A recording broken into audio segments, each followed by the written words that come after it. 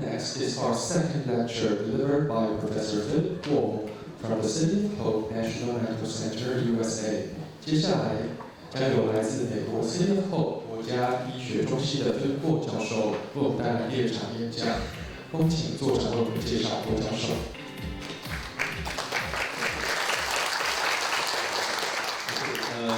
Good morning, ladies and gentlemen.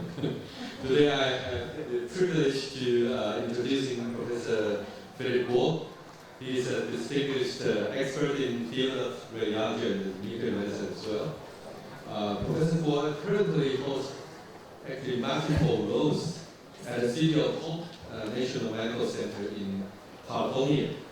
He served as the Section Chief of Nuclear Medicine and also the Director of Neurotheranostics. Is also the main topic in our conference, and also of course is the Professor in Radiology. He earned his MD from the University of Virginia School of Medicine, and also holds a PhD at molecular physics and biological physics, and graduated from Harvard University chemistry. In Mandarin, we call it 学霸, with a very strong education background. And Professor will also contribute to various institutions like college, that the University of Arizona College of Medicine. But one of the experiences that most impressed me is that he also leads the role as a senior medical director at IBICO. If you do clinical research, you might be very familiar with this company. It's actually a very outstanding image reading centers. Now, I'm honored to have him with us, and we are so excited to learn from his insight and experiences. Please join me in welcoming Professor Mo.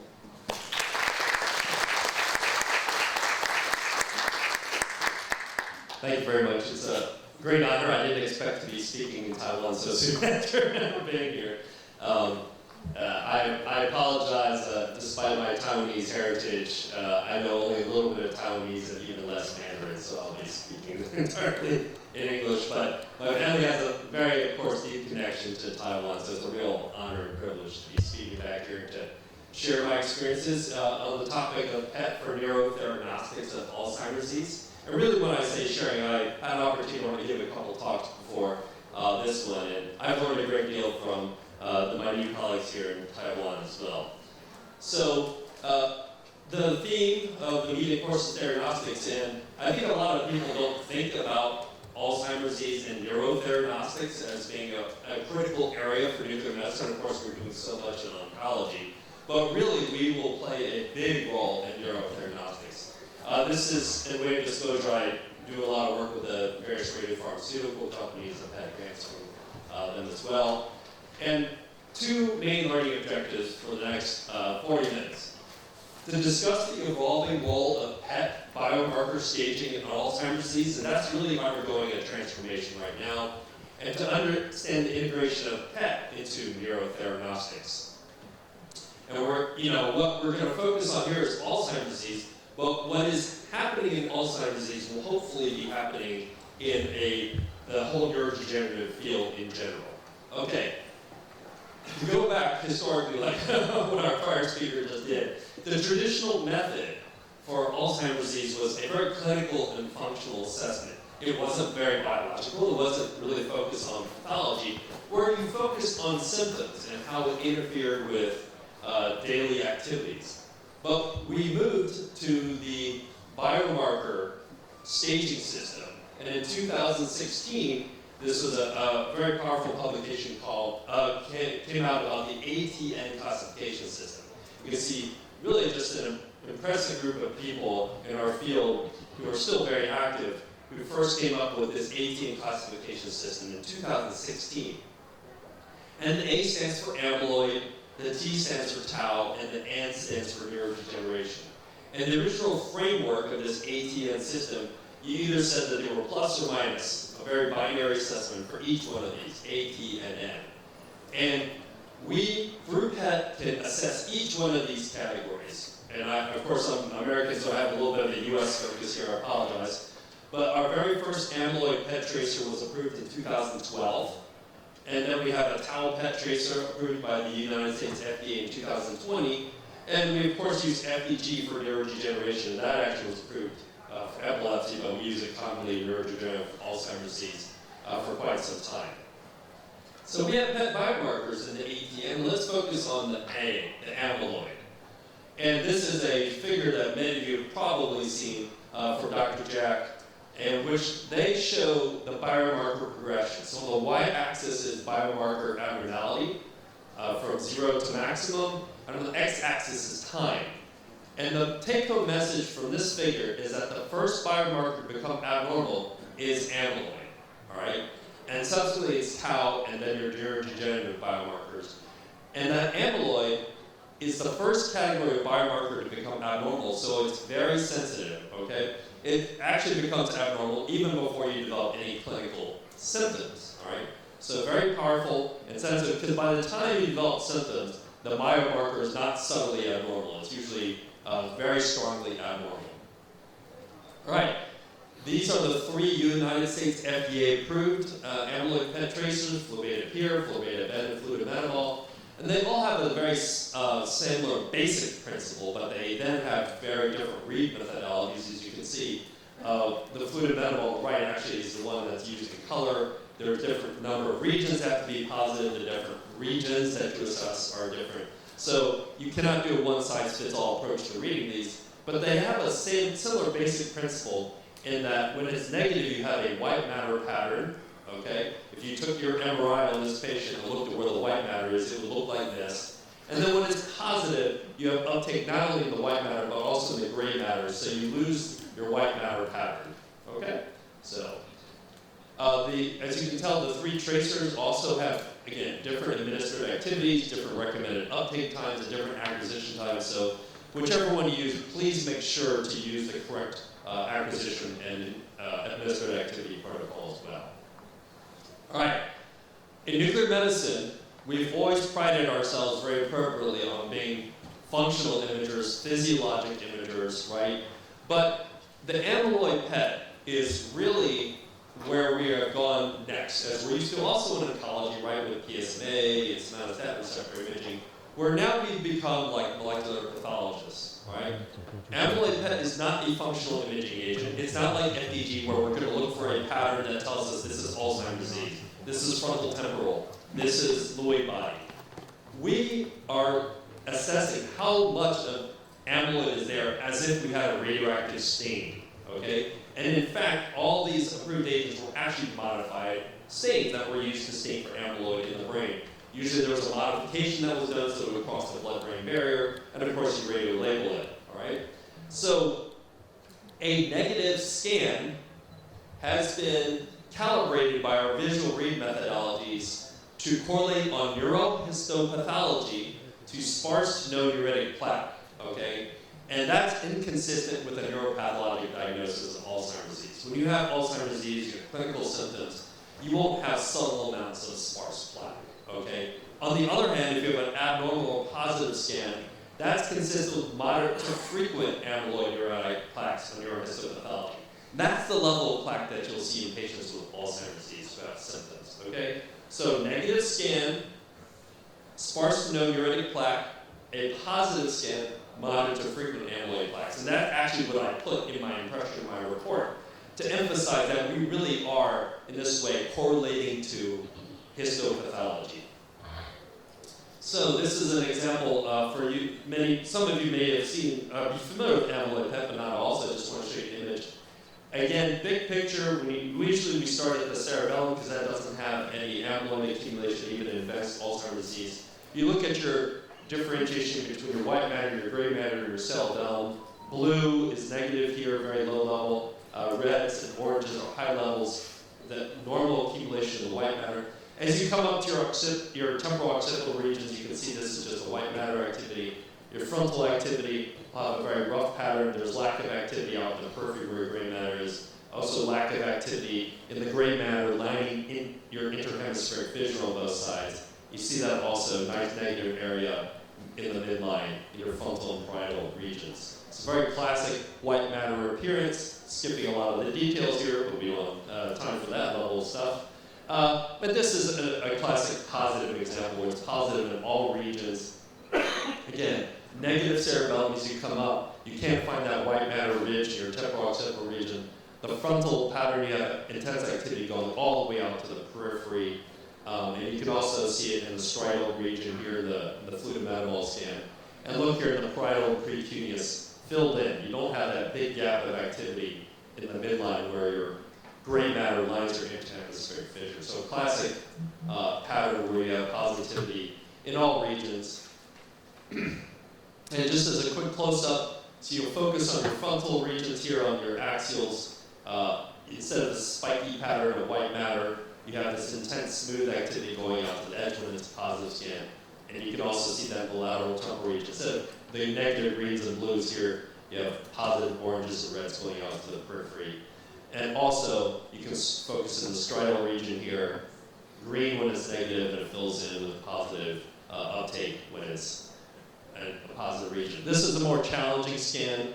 The temporal regions are negative here, and there's probably some atrophy in this case, which makes it a little bit harder in some other areas. The frontal is kind of borderline.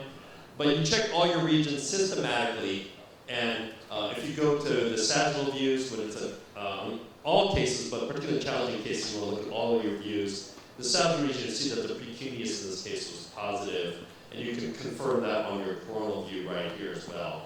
So positive precuneus in this region really makes you 100% confident that this case was positive. So theranostics has a lot of definitions. That was a quick intro whirlwind, sorry, to how to read an amyloid PET scan. But I think a lot of people here have seen amyloid PET imaging before. I actually like this definition of theranostics. It blends well with neurotheranostics, where a theranostic system integrates some form of diagnostic testing, in this case PET, to determine the presence of a molecular target, in this case amyloid, for which a specific drug is intended. And of course, in the United States, we now have 2 fully approved anti-amyloid antibody therapies for Alzheimer's disease. All right, but not all anti-amyloid antibodies are the same. Okay, it's very important. As we know, antibodies have real specificity. So let's start with the amyloid precursor protein, which is a transmembrane protein. It's cleaved by various secretases, and it releases the beta amyloid peptide. All right, that will exist in a soluble monomer, which we have an antibody, we meaning the whole field, solanezumab, okay, which unfortunately the trials with this have stopped. But we have this antibody solanezumab, which binds to the monomeric soluble form of beta amyloid. When you start to aggregate these soluble monomers, they become protofibrils. And we had 2 antibodies in late phase trials. Gantenerumab was in a phase 3 trial that was not successful. But many of you may know lecanemab. This is one of the 2 FDA-approved drugs that has a trade name Leqembi. Lecanemab binds to this protofibrils, and that would gain full FDA approval. Upon further aggregation into a fibril, we had aducanumab, which only gained accelerated approval but not full approval in the United States. It was able to successfully remove amyloid from the brain, but did not gain full approval because it didn't convincingly have improvement in clinical symptoms. And then when you get further aggregation into plaques, this is where the donanemab, which is the other FDA-approved anti-amyloid antibody, has real high targeting affinity for. Okay? So when you use the term anti-amyloid antibody, it can't be that generic. Okay? They have different affinities for the different forms of beta amyloid as they aggregate. All right. So amyloid is necessary but not sufficient for the diagnosis of Alzheimer's disease. Let's dissect that statement a little bit more.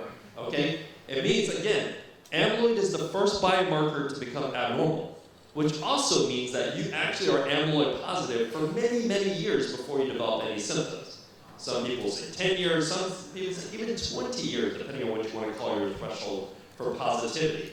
Okay? So you can have amyloid in your brain, even levels that might be consistent with neuropathologic Alzheimer's disease, but your symptoms may not be due to Alzheimer's disease because you could have a co-pathology that's the dominant reason for cognitive decline, or you can become cognitively normal. You can have no symptoms whatsoever and have the same amount of amyloid in your brain with someone with severe dementia.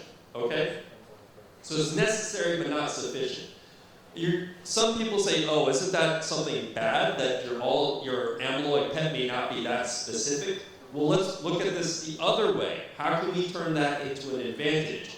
And the A4 study did that for us. This was actually the first big theranostic study in this space. We did amyloid PET to identify patients that had amyloid, so they had the target.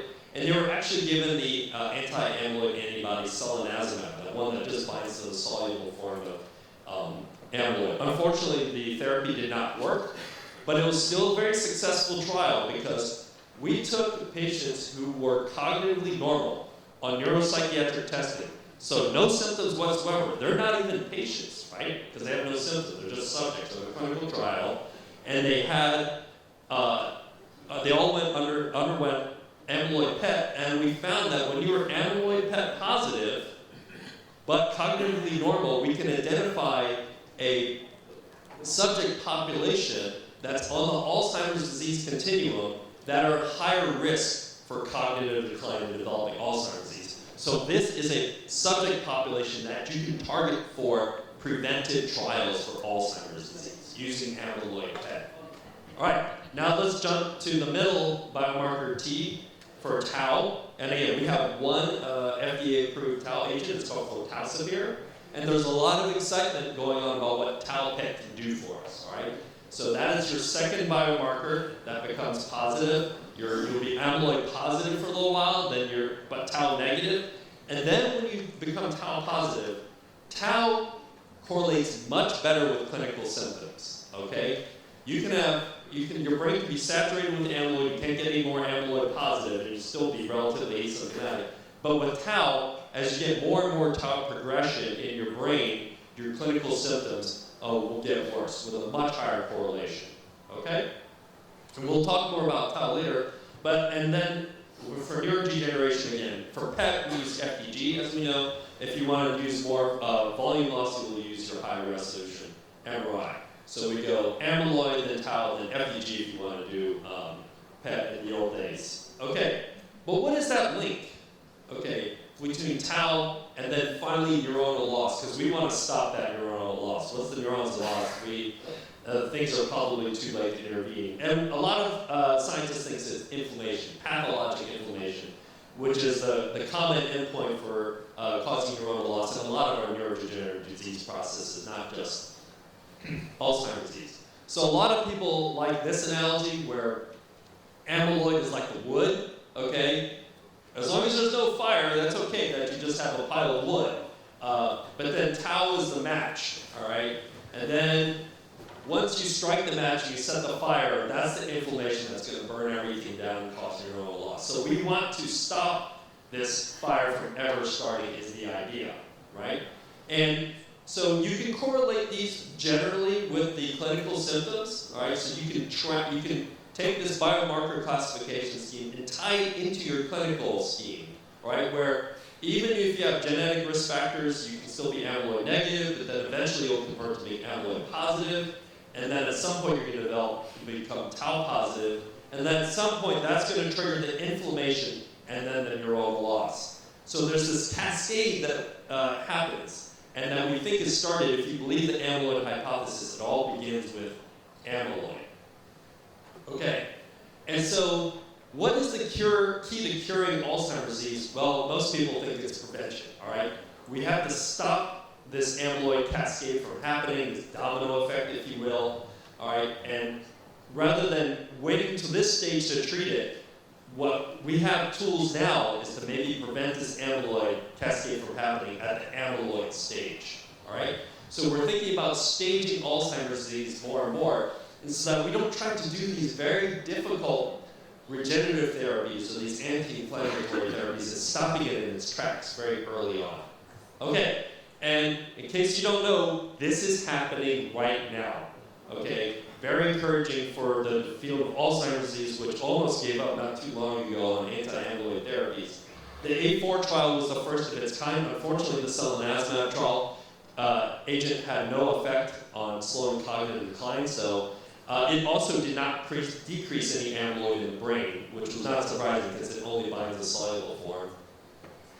the lecanemab, which is approved by the FDA, this is already being used in the preventive trial called the AHEAD trial. So again, these patients have no symptoms. They're amyloid positive, no symptoms. We're finding out if we remove the amyloid, can we stop any cognitive decline? The other trial that is going on is the Trailblazer 3 trial, donanemab, which is the one that's approved for mild early AD, is also being used in a preventive trial, okay? And in case you think, is this going to happen at readout anytime soon? These are targeted to read out in late 2027.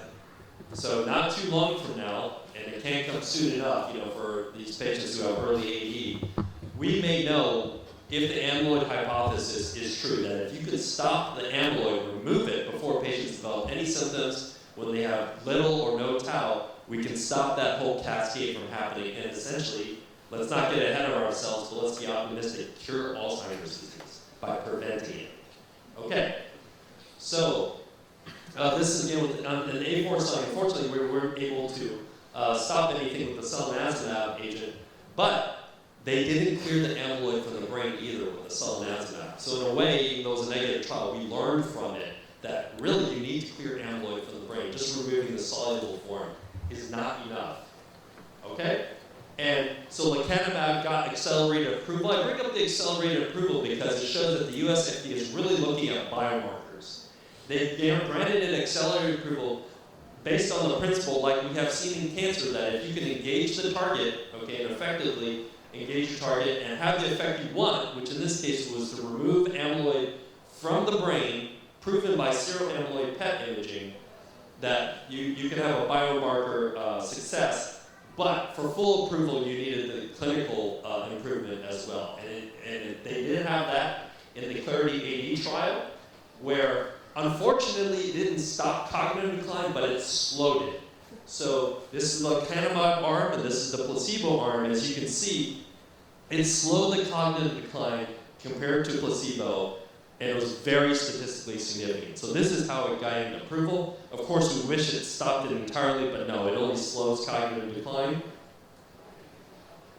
And on amyloid PET, this is the centiloid scale, which normalizes across various amyloid tracers, and this is time on the x-axis. You can see placebo had very little change, maybe a very slight accumulation in further amyloid burden on PET, but a dramatic decrease with the anti-amyloid antibody. Okay, and a lot of patients, the majority of patients, actually became amyloid PET negative by the end of the trial, which was 18 months of administration of the anti-amyloid antibody.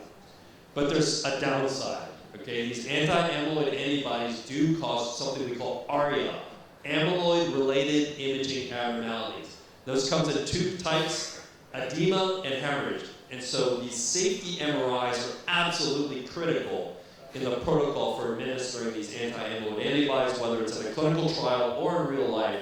And you have to have these safety MRIs. We use our FLAIR imaging to check for edema, and our T2 star susceptibility weighted imaging to look for microhemorrhages. These are the hemosiderin iron deposition showing up as susceptibility weighted loss or dark spots on MRI. Very important that you do those. Okay, let's go back to the tau. I promise you we come back to tau. We are now stratifying patients by tau for these trials, and we also have taken a new step in directing patient treatment with amyloid PET. We're very used to oncology. The oncologists relying on us, our PET interpretations, to know if patients stay on this drug or move to another oncologic agent. We're now doing that in neurotheranostics as well. And the breakthrough trial that did that, paying attention to the tau component now, was the phase 2 trial with donanemab, where patients not only had to be amyloid positive on PET, which was this new standard, the current standard, but now they actually had to be tau PET positive. And in the phase 2 trial, they took it one step further. They selected patients for an intermediate level of tau on PET. Okay? You can imagine you don't want people to know we're very low tau PET in this type of early AD trial, because you need your placebo arm to actually progress as well to have a difference, okay? But if you have too much, if you have too much tau, they're too far gone, and you're just removing the amyloid without specifically targeting the tau won't be helpful anymore. So they look for this really sweet spot right in the middle where that intermediate tau, okay? And then this is the tau PET agent, okay? Flutalsapir was used in this trial. And let me just show you some quick images of that. You have common off-target binding, so you gotta be aware that these areas will have some off-target binding that you need to read around to be accurate. So the substantia nigra, the cortical plexus, the striatum, because you have uptake in your neuromelanin, the striatum as well. The meninges have high off-target uptake in some patients. And so I'm not going to try to teach you how to read flutalsapir very well in this time frame, but you can have some spurious uptake as well, like in the isolated frontal, which is a false positive. But generally in positive cases, they will start in the medial temporal region, in the temporal region, and then it will go up into the neocortical regions, your parietal frontal regions, as symptoms worsen and as the disease progresses, all right? In the phase 3 trial of donanemab, they actually did amyloid PET and tau PET again, but they included everybody. Unlike the phase 2 trial, they just didn't include the intermediate levels of tau. They included everybody, but in the trial design, they were going to stratify by tau on how patients responded, okay? So they treated everybody, but they made in the trial design that they would stratify, so in case the high tau patients didn't do well, they were going to have just a predefined analysis with just the low and intermediate tau. Okay? As you can see here, this is the low, medium tau population. The donanemab had a significant slowing in cognitive decline compared to placebo. And then when you look at the entire patient population, including low, medium, and high tau, you can see it still had a statistically significant slowing in cognitive decline, but not as strong as when you just had the low, medium tau population, okay? Amyloid was cleared no matter what your tau level. It's kind of independent of what your tau level is. But as you can see, the vast majority of patients with donanemab also became amyloid PET negative by the end of this trial. So, and they actually used the Centiloid scale with amyloid PET to do something that had not been done before, which is if you became amyloid PET negative, they stopped the antibody. Why bother giving someone an anti-amyloid antibody when they have no more or no significant amyloid left in their brain, right? You can always get the side effects and the costs. So they used the Centiloid scale. If you were less than 11, which is very negative, you stop the anti-amyloid antibody entirely. But if you had kind of more of a borderline negative scale of 11 to 25, you have to have 2 amyloid PET negatives in a row, and then you stop the anti-amyloid antibody therapy. So you can imagine that it's very attractive for the future. If you're giving this to a lot of patients, you won't need to give all the doses once they're amyloid negative. But donanemab also had ARIA, hemorrhage, and edema. So again, you have to be very careful about that when you're proceeding with this. And FDA approved now with the donanemab, confirm the presence of beta amyloid pathology. You can do this by PET or CSF, okay? And then they actually included this also in the label.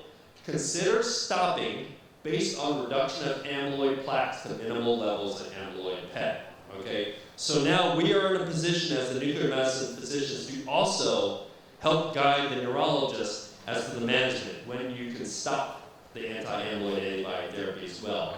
I was part of this very impressive group of people. I actually kind of humbling to be part of this group, where we updated the appropriate use criteria for amyloid tau PET. It took us 4 years to do this. We kept dragging our feet because then we were like, oh boy, if we get this out, it's going to be out of date. And sure enough, we were finally like, okay, let's publish this, and it's already out of date.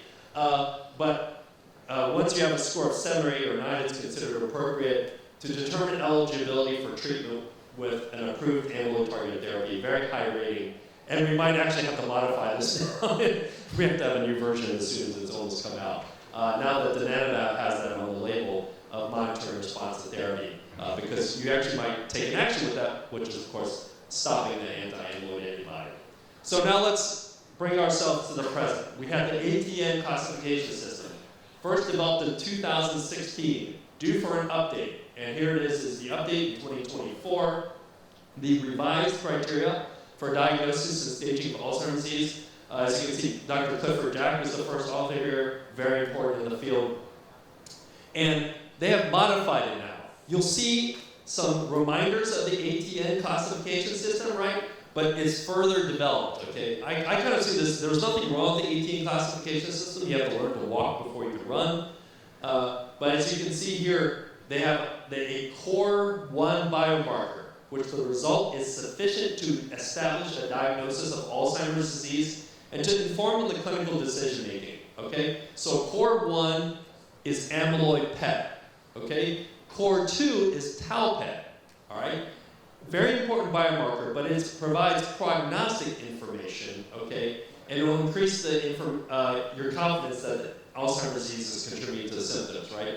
Because again, amyloid positivity by itself doesn't mean necessarily that all your symptoms are due to the amyloid pathology. You could have, for example, vascular infarcts and such. But the tau PET will increase your confidence. Tau PET at this point is still not that sensitive, okay? We have, this is more specific with flutarcept here, which really only picks up you as positive for tau at later stages of tau deposition. A lot of active research is going on for next generation tau PET agents, which will detect even earlier Brock stages of tau, and then that might move tau PET up into core 1, okay? Here we have biomarkers of non-specific processes, right? ATN, neurodegeneration, is now slipped into this other category of non-specific processes, right? Because neurodegeneration can occur with a lot of neurodegenerative processes, not just Alzheimer's disease. Inflammation, as we talked about, there are research but no approved FDA agents, for example, TSPO. So nothing included here right now because there's nothing approved, but we do have PET tools for that. And then biomarkers of non-AD co-pathology that are very important, like vascular brain injury and alpha-synuclein with Lewy body dementia. So now in this graph, Dr. Jack and his colleagues have separated the tau. It was just one line before. Now they separated tau to give it more of a dynamic range. Medial temporal lobe tau, which is just early, versus neocortical tau, when it starts to ascend and correlate with more severe symptoms. All right? They've also added this extra layer of complexity, where when you have coexisting pathologies, right? Like for example, lots of vascular infarcts, you can become cognitively abnormal and have more neuronal loss at an earlier stage in your biomarker abnormality, introducing this extra complexity of other co-pathologies. And they combine this biomarker stage with PET with the biological staging, and also with a staging system now, what they call A, B, C, and D, with amyloid PET, where A is the earliest stage where you're amyloid PET positive, but tau negative, and then B, C, and D as your tau burden increases, all right? So that also could correlate with a biological stage, right? But your biological stage really depends on a lot of things, and we've known this for a long time, of course, in neurology, that your cognitive reserve makes a difference. Someone who looks the exact same on all the biomarker burdens of pathology might have very different clinical progression because they have more cognitive reserve. But eventually, that neuropathology, those proteinopathies will catch up with you. I want to thank my collaborators at my prior institution at the Banner Alzheimer's Institute in Tucson, where I collaborated with them to get these cases, where I read these cases from. This is a 65-year-old retired physician who was homozygous for ApoE4. I think everyone here knows that when you're homozygous for ApoE4, your risk of developing Alzheimer's disease is at least 10-fold higher, okay? But not 100%. And at 65, probably a lot of cognitive reserve, he's cognitively normal. Okay, is he still cognitively normal because he had a lot of cognitive reserve? Or is it because he's still amyloid negative? And this is his amyloid PET. You can still trace out the white matter pattern in the temporal lobes and the frontal lobes, but I tell you, he has some plaque. This is not a very clean scan. It still should be negative. It's not consistent with AD neuropathology yet, but he has sparse levels of plaque. I can show you many amyloid PET scans that are much cleaner than this. Oh, so by the way, in this trial, the company Lilly donated the tracer, so this is for beta here. So still a negative scan, but if you quanted this out, this is way more than 0, okay? since he's amyloid negative, you also expected his tau PET to be negative, but part of the trial, he also had tau PET imaging. And you look at his temporal lobes, green is negative here, red is positive. This is just normal uptake in the substantia, which is off-target uptake. Temporal lobe negative, parietal lobe negative, frontal lobe negative. Okay, so very interesting. Despite the significant risk factor, he's still amyloid PET negative, but he's on his way to developing amyloid in that brain. You can tell from an amyloid PET scan. And this is the kind of patient who we hope by 2027 we will know that we can prevent getting Alzheimer's disease. Because if he lives long enough, you look at that amyloid PET scan, he's going to keep getting amyloid. He will eventually convert to being amyloid positive. And it would be a great subject for an anti-amyloid antibody preventive trial. And hopefully by this time, we already know he could just get it as standard therapy. Being very optimistic for future drug development. So what is his PET stage? He's actually amyloid negative, so he's not even PET stage A. He's PET stage 0. All right, next patient. Or subject, he's a man in his 80s with borderline MCI on testing every 3 months. He kind of keeps going back between borderline MCI and normal. But now they really think he's finally probably at early amnesic MCI. Amyloid PET, flagrantly positive. Temporal regions, you can't pick out the white matter pattern in any region of the brain. He's got some atrophy there. So this whole time he's been flipping back and forth between early MCI and cognitive normal. He was already very amyloid positive, right? Okay, so let's see what his tau PET looks like, and look at his left temporal lobe, just starting to become mildly positive, okay? And technically speaking, with fluoroscopy, you're only supposed to be looking at the posterior lateral temporal lobe, so just the earliest positive fluoroscopy scan. And you look at the rest of his brain, frontal lobes, parietal lobes, precuneus, all negative. So just at very early, it's kind of going along with his clinical symptoms of just borderline MCI. So what is his PET stage? He's PET stage B. Amyloid PET positive and just very early tau deposition in the temporal lobe only. Next case, 74-year-old man who was normal in prior testing, now with mild cognitive impairment, with the suspected vascular contribution because he had a history of a small stroke. His MMSE was 22 out of 30, MoCA was 19 out of 30. He also has a confounding presentation of active depression, which is very common with patients with a history of stroke too, and history of maternal Alzheimer's disease. So a lot of things not going in his favor, making things complicated. Here's his amyloid PET scan. You can't see the branches, which are the white matter skeleton in the frontal region. Temporal's positive, parietal's positive. Positive in every region on amyloid PET. What does his tau scan look like? Okay, positive in the temporal region, but now he also has neocortical tau, right? It involves his frontal region, his parietal region. So what is his PET stage?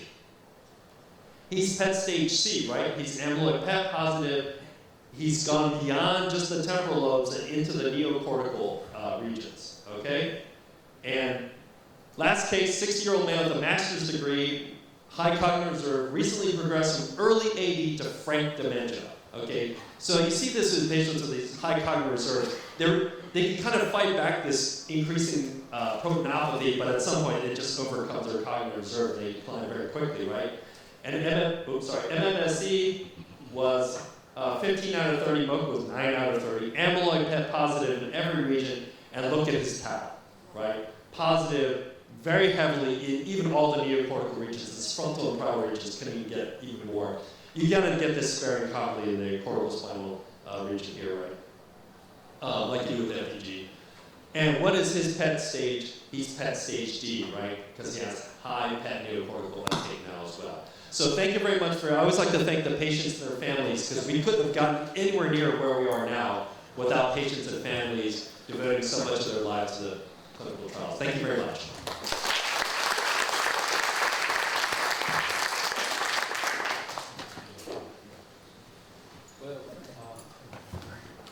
Well, thank you for this wonderful talk. Actually, I'm the next speaker, so I found out that actually my talk is actually a Mandarin version of your talk. So I can shorten my talk, and I would like to take the advantage that we can have questions about this talk. So, if I'm okay, yeah, good. So, any questions from the floor? Yes, please.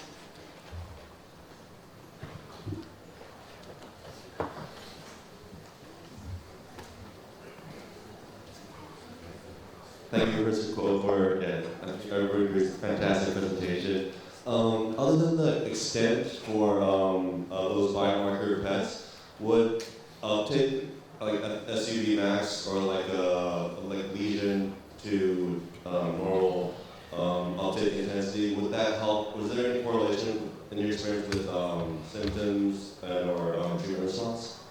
So, that's a great question, and it really goes at how we're refining our biomarkers at this stage. So, amyloid PET, generally speaking, in your typical patient, has very poor correlation.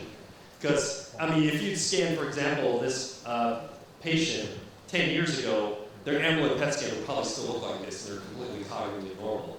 And when they decline further, unfortunately, their amyloid PET scan is still going to look like this. Okay, it's basically at max. But the tau is very, very different. And that's why I wanted to show those cases. That correlates with symptoms much more closely. So, but when you look at the clinical staging, how people do with their activities of daily living and stuff, that cognitive reserve really, can play a big role, but eventually this proteinopathy will catch up with you. But this tau staging is really coming into play. And this is the image that I showed you with fluoroscopy here. So with amyloid, it's something called thal staging, THAL, and with tau, it's something called Brock and Brock, the couple. And that correlates much more closely with pathology. And that's why it's being integrated into these anti-amyloid trials. In the patients with the high tau with the donanemab trial, you could still remove the amyloid. The tau is not keeping your drug from engaging the target and removing it from the brain. But on the other hand, once you have the tau there, the tau continues to accumulate. Okay? So again, emphasizing that really you need to stop this early. The amyloid probably is, synergizes with the tau, but just removing the amyloid won't stop the tau from accumulating. And along with that, as you can tell, once you have early AD, you are just hoping to slow it down, right? So with the lecanemab, the donanemab, you have to be very realistic with the patients and their families, right? You're not curing this, you can't stop it, but you hope to slow it down. And really, it depends. It's a very personal decision. It's a pretty modest benefit. People have tried to, put more into understandable terms, to be honest. Let me see if I can go back to this curve here. I have too many slides, sorry. It's a complicated topic. Here we go. So, if you were to show a patient or a family this, what are they going to do with this, right? It's very hard to know what to do with it. And some people estimate that this is about 4 months of sort of stabilization where you could, for example, if you were still able to do all your daily activities without any assistance, which is an important measure, kind of when do you finally, your dementia progresses to the point that you need help taking care of yourself. It's supposed to delay about 4 months on median, but of course there are some patients who do much better, and then there's patients that unfortunately it won't help at all. So it's a tough conversation to be had. Even in the US, we have 2 of these. And even in the MCI and early AD population, a relatively small proportion of patients are getting treated with this. So really our highest hopes are on the preventive. You'll have these ideal patients that present very early, but when you present them all the things that you have to do with these clinical protocols for these anti-amyloid antibody therapies, there's a lot of safety MRIs that you have to do. There's this, if you allow me to sort of, provide my opinion, people are like, oh, this amyloid PET's a big deal. The amyloid PET's not a big deal compared to all the MRIs you have to get if you're on all these anti-amyloid antibody therapies. And you have to get them. Because most people develop ARIA early, but there's no guarantee. You might still develop ARIA later.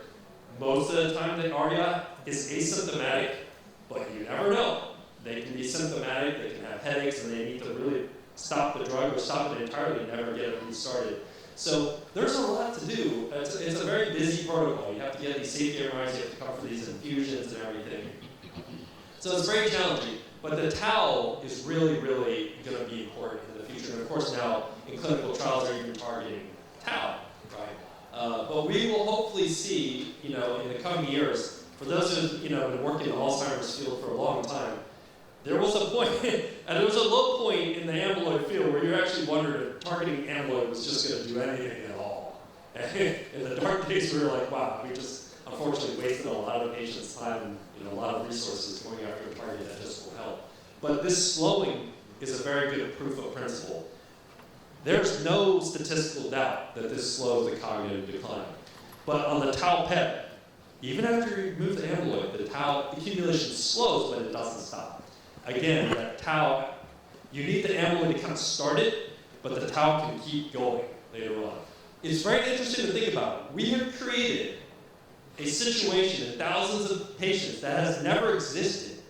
They have amyloid negative Alzheimer's disease.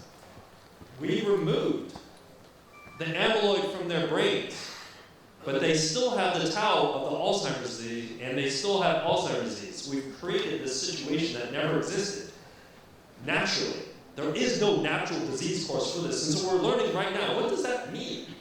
When you have Alzheimer's disease, we remove the amyloid from your brain, which was before, which you absolutely had to have for Alzheimer's disease, but now you still have the tau neuropathology, right? And you're still progressing to the neurodegeneration.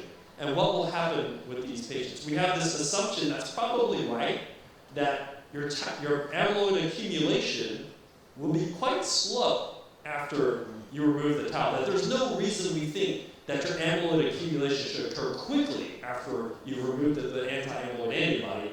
But that's an assumption, one that I actually agree is probably correct. But these are things that we're monitoring, right? That we have to see. These patients are going to get amyloid PETs in the coming years.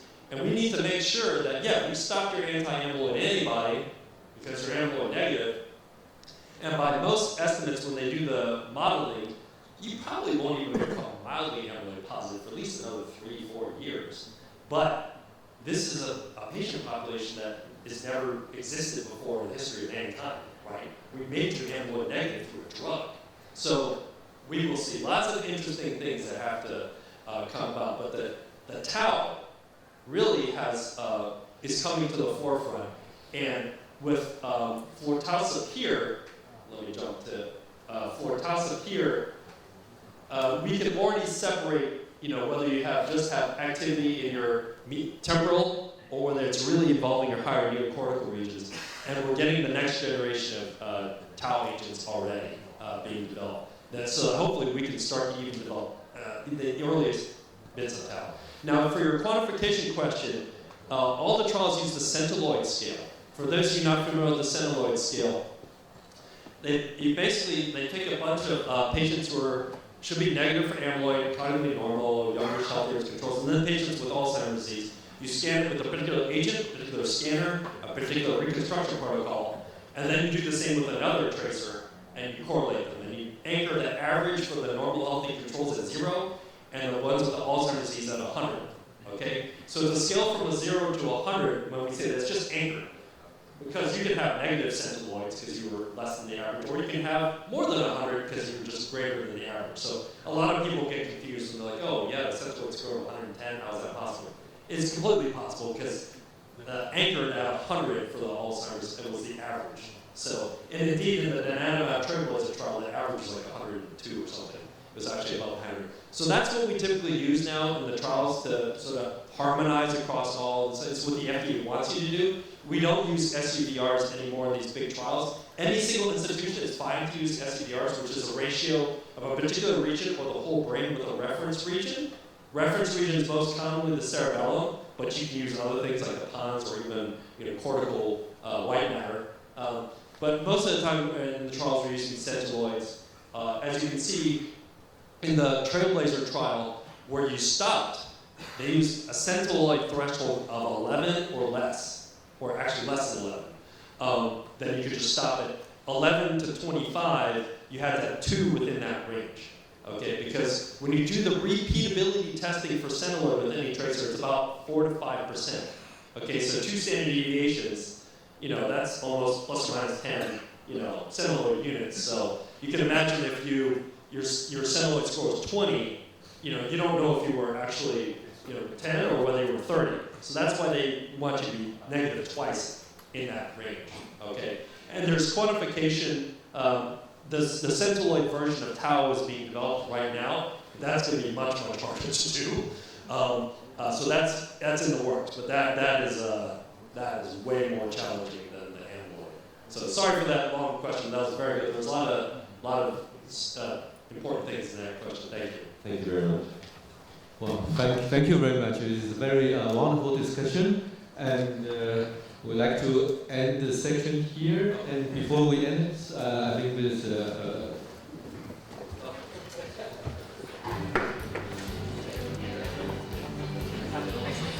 Sorry.